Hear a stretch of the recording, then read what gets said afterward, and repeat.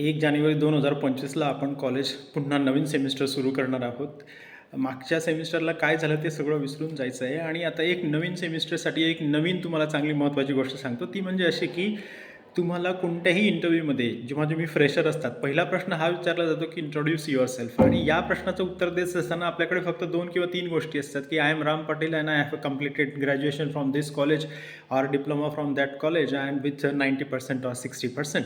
ह्याच्या व्यतिरिक्त आपल्याला जास्त काही सांगता येत नाही. आणि त्यासाठी जेव्हा तुम्हाला स्वतःबद्दल विचारलं जातं तर स्वतः काहीतरी अर्निंग तुम्ही केलेली असणं गरजेचं आहे. आणि त्यासाठी तुमचे डिप्लोमाचे 3 वर्ष असतात किंवा तुमच्या ग्रॅज्युएशनचे 4 वर्ष जे असतात ना, त्यामध्ये तुम्हाला खूप साऱ्या गोष्टी अर्न कराव्या लागतात, कमवाव्या लागतात. आणि त्यासाठी मी तुम्हाला सांगत असतो की एखादा कॉम्प्लिमेंटरी कोर्स 1 किंवा 2 कॉम्प्लिमेंटरी कोर्स करून ठेवा.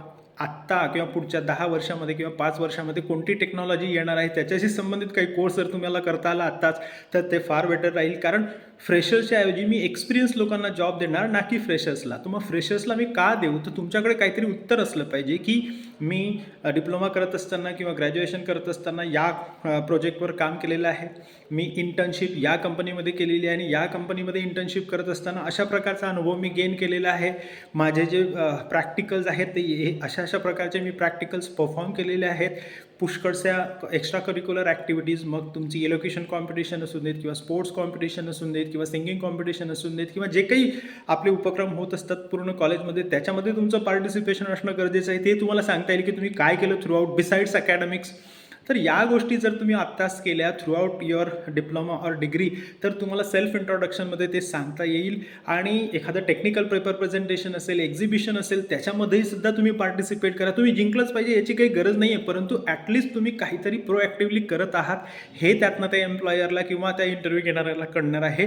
त्यामुळे आत्ता जे काही झालं तुमचं बायगॉन्स ते विसरून जायचं आहे. परंतु नवीन सेमिस्टरमध्ये 1 जानेवारी 2025 पासून स्वतःला आपण एक निश्चय करायचा आहे, रेझोल्युशन करायचं आहे की मी स्वतःवर काम करणार आहे, माझ्या इंटेलेक्च्युअल कपॅबिलिटीजवर, स्किल्सवर काम करणार आहे, माझ्या नॉलेजवर काम करणार आहे, हे स्वतःला ठासून सांगायचं आहे आणि त्यानुसारच काम करायचं आहे.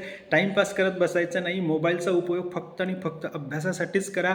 मोबाईल ही अशी वस्तू आहे की ती तुम्हाला नक्कीच पुढे जाण्यासाठी मदत करणार आहे. तेव्हा मी सांगितल्याप्रमाणे करा. आणि 1 जानेवारी 2025 पासून आपण पुन्हा कॉलेज सुरू करणार आहोत, पुन्हा सेमिस्टर सुरू होणार आहे. नव्या दमाने, नव्या उमेदीने आणि फ्रेश नवीन वर्षामध्ये तुम्ही यायचं आहे, जेणेकरून आपल्याला आणखी काहीतरी नवीन चांगल्या गोष्टी शिकता येतील. गुड लक. थँक्यू.